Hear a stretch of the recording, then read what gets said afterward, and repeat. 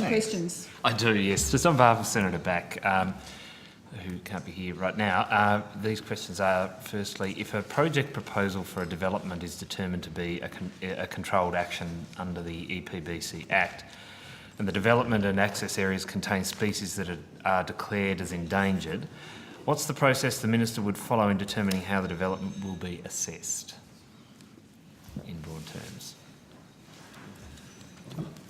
Senator, we go through under the EPBC Act. There's a process. So, in relation to the specifics of your question, you said there was a species that was endangered. A species that are declared as endangered. Yeah. So, if it's declared endangered under the Commonwealth, so it's important to be clear that if we're talking about a species that's been declared endangered under the Commonwealth environmental law, not necessarily state environmental law. Okay. So if it's been declared endangered under Commonwealth environmental law, then the person proposing to take an action, there's a self-assessment component, which is to determine whether or not they believe they're likely to have a significant impact on that particular protected matter, so on any nationally protected matter.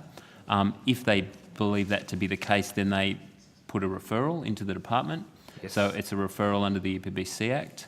The department reviews that referral and considers it, and then it's there's a decision by the Minister or his delegate in the department as to whether or not that becomes a controlled action.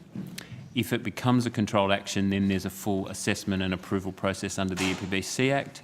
If it's not, alternatively, it can be assessed as not to be a controlled action or not a controlled action with particular manners attached to it. But if it's assessed to be not a controlled action, then the activity can proceed. So there's no, basically what a not a controlled action decision means is the department's determined that there will not be a significant impact on the species from the activity.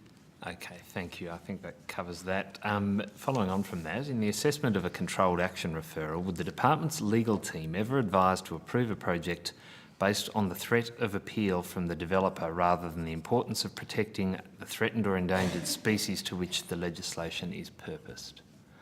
No, Senator, the department undertakes, there are strict statutory requirements for an assessment and approval process under the Act, and we follow those to the law. To the law.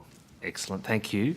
And finally, where the development is inconsistent or may be inconsistent with the objects of the Act, is it ever a relevant consideration that a developer might appeal as a result of the application of those provisions? In terms of the decision-making process, yes. Again, the decision-making process is to undertake it in accordance with statutory obligations. Sure, okay. No, thank you very much for that.